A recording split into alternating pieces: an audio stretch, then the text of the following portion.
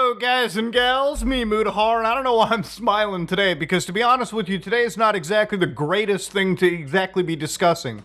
Ladies and gentlemen, as you all know, I like preserving things, and you know one of my favorite sites on the internet, Internet Archive? You know, like absolutely researching on anybody, whatever stuff, degeneracy, anything of the internet past that I look up is entirely through Internet Archive. And you know what the funniest thing is? Tons of other favorite YouTubers of yours do the exact same thing. So it is this one site that basically serves as an entire library of the internet human history that we've generated, okay? All the degeneracy, all of the good stuff, all of the bad stuff, it's right here on the Internet Archive. Now, of course, in the last few months, I've basically been discussing the Internet Archive's lawsuits. I've kind of been basically ongoing, covering the situation because the implications of it are huge. If big publishers win, this is a terrible day for anybody that wants to preserve actual pieces of the internet. And also not just websites, but we're talking books, we're talking movies, we're talking old movies, we're talking old games, we're talking files that are basically being lost to time on the internet. So to give an idea real quick, way back years ago, the Internet Archive during the pandemic actually launched a tool known as the National Emergency Library, which was a public service to people who could not get access to libraries during the coronavirus pandemic. But the actual publishers of some of the books that they had actually put up on the National Emergency Library were bad. So they decided to launch what is a multi-year lawsuit where unfortunately the side has basically been taken with the publishers. Now, it's not because the publishers are big, scary, and evil in this situation. They are. It's because the Internet Archive actually did make a serious mistake. So to give an idea about what the topic of controlled digital lending is, controlled digital lending, for anybody that doesn't know, is providing access to information by lending books and other materials to the public, which is basically what libraries do. But what about content that is digitally stored? So what digital lending basically does is it serves as a digital version of an actual physical library, okay? How many of you watching have been to a library, okay? I know I've been to a few times in my life. Some younger people, they're like, what is a library? What is it? Is that in the before times? But if they want to get a book through a digital library, it's kind of the same purpose. There's three actual principles to the situation. The library must own a legal copy of the physical book by purchase or by donation or a gift. The library must maintain an own-to-loan ratio, simultaneously lending no more copies than it legally owns. And a library must use technical measures to ensure that a digital file cannot be copied or redistributed. So the idea is, if I wanted to host a library, for instance, and hand out D&D rule books. This is one of my favorite rule books for a game known as Cyborg, okay? Now, this is a beautiful, beautiful rule book, okay? If you actually flip through it, it's probably got some of the best art that you've ever actually seen in any rule book, period. This is such a pristine Kino piece of actual content. If I wanted to, run a digital library and lend this out, I would have to own a physical version of it and then lend out only one of those physical versions. And I would also have to provide some level of protections, whatever DRM that may be. Unfortunately, you can imagine what happened with the Internet Archive was they actually decided to just laissez-faire give people as many copies as they wanted to. And this is where things unfortunately stepped into what is known as piracy, okay? Just giving people shit for free. So throughout the course of the last few years, what has basically been happening is the Internet Archive has been fighting legal teams from some of the largest publishers in the industry. Some of these publishers include Hachette Book Group, HarperCollins, Penguin Random House, and Wiley. And there's a whole slew of other actual publishers that are coordinated by the Association of American Publishers, also known as the AAP. So anyways, looking through their actual lawsuits and their actual summary judgments, they even defend the National Library to an extent. They say it's lawful fair use. When the pandemic began in 2020, the Internet Archive fielded numerous requests from students, scholars, educators concerning the obstacles to accessing the pandemic presented. Children were unable to access copies of their books in their school lockers, and students and scholars at universities were unable to access print books at their libraries. So multiple libraries reached out to the Internet Archive and explained that their entire collections, by the Internet Archive's estimation using IMLS data, 650 million books were not circulating. The pandemic apparently created an emergency need for reliable information, and even healthcare professionals look to the Internet Archive to get books like Basic Life Support for Healthcare Providers and Advanced Cardiovascular Life Support Provider Manual. Look, even if this is piracy legally, I think ethically what they're doing is okay. Remember, legality and ethicality are totally different situations, right? I definitely cannot defend the Internet Archive from a legal perspective. I ain't a lawyer. But piracy is piracy. But ethically, I'm on their side because they preserve more of this content, they preserve more of this information, and ultimately they are a net positive as compared to some of these scumbag book publishers that just, they get in the way of actually spreading out technology and spreading out information. Now, controlled book lending happens everywhere. Okay, you got like Overdrive out here. You've got tons of actual, companies, tons of actual tech groups that work with libraries to actually distribute, digital versions of books. You take out a book, you return it back. Okay, literally all through the internet. Okay, it's wild stuff. It's the future. So, anyways, what the Internet Archive said is, attention readers and researchers, more than 500,000 books have been removed from our lending library due to this publisher lawsuit. Have you been affected? Share your story with us and help us restore access. So yeah, we're at a point where 500,000 actual books have been fucking removed, and apparently in their library, it is basically because of the Hachette versus Internet Archive lawsuit. So obviously they're appealing the decision, and one of the problems that I kind of brought up in the previous video is that this is a non-profit group. The Internet Archive is a non-profit organization. For them to be spending this much money on lawsuits ultimately is money taken away from preserving actual media.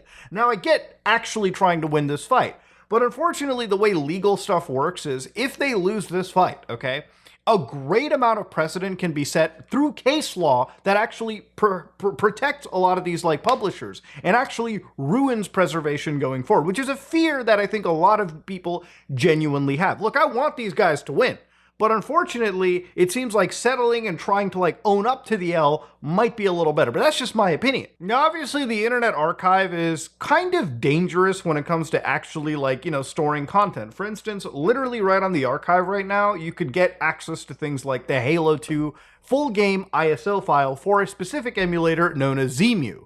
Now, obviously, again, if courts and again, these publishers, look, if the book publishers are mad, imagine if the gaming publishers like Nintendo, Sega, Microsoft, Sony decide to jump in and gangbang them as well. We just saw Vim's Lair got hit with copyright attack after copyright attack, and they were forced to remove a whole chunk of their library. So literally, the more and more ammunition you give to some of these people in the eye of piracy, the more and more you actually harm preservation down the road. Now, obviously, I'm sure a lot of people watching will be like, well, these are old games. Don't they also deserve to be preserved as well? And we get into a real touchy subject, but I'm only bringing this up because already lawyers have already picked through this information and may already be considering building a case, or at least building a case and showing it to a big game publisher and saying, hey, you've got some chops here. I mean, what gets into a serious, dangerous situation is people are entirely uploading full CD or like ROM dumps of entire copyright-protected video games. Like, for instance, Metal Gear Solid 5 Phantom Pain still being sold on actual like computers, actual Steam software, actual like, a version of it is being sold by Konami. They're apparently distributing entire ISO files of this out there for people. Now, can this be used and obtained and installed? I probably assume not. I'm not trying it, but I assume because it probably will check for like internet verifications or Steam, maybe it won't. But this is just, again, a full dump of entire game information. But again, you get into really obscure stuff that I sometimes feel is supposed to be preserved. Like, this is Metal Gear Solid Mobile. However, it's like an N-Gage version of the game. How many N-Gage versions do you think still exist out there for people to access? And it's this kind of stuff that I look at and I think, yeah, preservation makes sense. Without archives like this file would probably be lost to time. There's a really good example of something known as PlayStation 2 Linux, right? Now, PS2 Linux is a kit that Sony developed, apparently back in 2002, 22 years ago, by the way, released for the PlayStation 2 systems where you can actually install Linux. Now, this is something that is discontinued, meaning that you can't even buy this officially. That doesn't stop scum fucks on eBay selling this kit for like $1,000, $379. So honestly, I was thinking, yeah, maybe I should make a video on this and probably pony up whatever price that I can find, okay? But thankfully, on Vim's Lair, literally 2 days ago, at time of filming this video, somebody jumped in and basically uploaded that entire thing for people to access for free, Disc 1 and Disc 2. And yeah, they work. So this is where preservations and internet libraries are needed, okay? Not necessarily as a facilitation of piracy, because piracy is wrong, but as a facilitation to preserve a lot of the most obscure things. Without sites like the Vim's Lair and Internet Archive, a lot of files and internet history will be lost to time forever. Just because something is uploaded onto the internet doesn't mean that it's completely safe. If there is just one server hosting a file and that server takes a shit, that file is then lost forever, okay? So having an entire organization like the Internet Archive, which is the largest internet-like archive out there, as of now, is important. And I hope you understand why. So according to this situation too, one thing that the Internet Archive also brings up is the 1,300 books that are banned or challenged titles that are also removed from digital lending libraries. And this is the most important thing. So last time I covered this, I wasn't necessarily jumping into the intricacies of banned books. But according to the American Library Association, a banned book is a book that actually has been removed from availability in certain regions. So whether that be the United States or other countries, it is a book that has been challenged effectively by people. So for instance, they'll tell you a challenge is an attempt to remove or restrict materials based on the objections of a person or group. A banning is the removal of those materials. So all these situations are terrible. It is all effectively based on censorship. So for instance, when they talk about who challenges books, throughout history, more and different kinds of people and groups of all persuasions that you might first suppose, who for all sorts of reasons have attempted or continue to attempt to suppress anything that conflicts with or anyone who disagrees with their own beliefs. In the book Free Speech for Me, but Not for Thee, the American left and right politically relentlessly censor each other. Nat Hentoff writes that the lust to suppress can come from any direction. So again, censorship is a driving force for a lot of these people who want their specific ideas reinforced, and any conflicting idea that challenges them, whether they be in print media, movies, or games, completely banned from access. And it even extends to websites. A lot of people may try to abuse DMCA or challenge to get their information, or challenge to get things that conflict with their narratives removed off of even the webpage archives out there.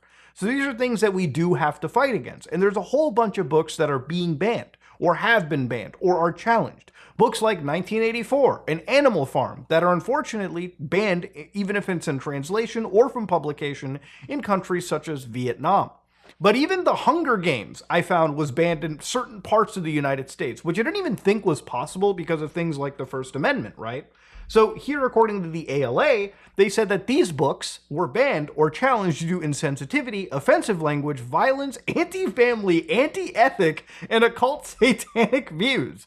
So again, one of the largest, movie series in the world, okay? Big multi-million-dollar releases in the box office. Yeah, the books that those movies are based off of are contested and challenged in public. And this is where Internet Archive is important. To have access to this information is what human beings need. Nobody should be allowed to censor any ideas or prevent access to any form of information. There's a lot of shit that I don't agree with that exists out there.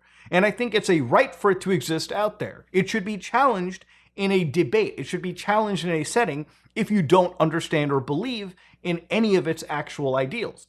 Just banning something is never a good thing. It's just actual information that gets removed from the human pool. So anyways, that being said though, everything aside, yeah, it's a pretty bad day for the Internet Archive, okay? Losing 500,000 books to lend out is not a good sign. And honestly, the further this lawsuit goes, if it just keeps pivoting towards the big publishers, I am fearing that this could actually domino effect into other things like movies, like video games, like software. Software and video games that are already difficult to fucking preserve already.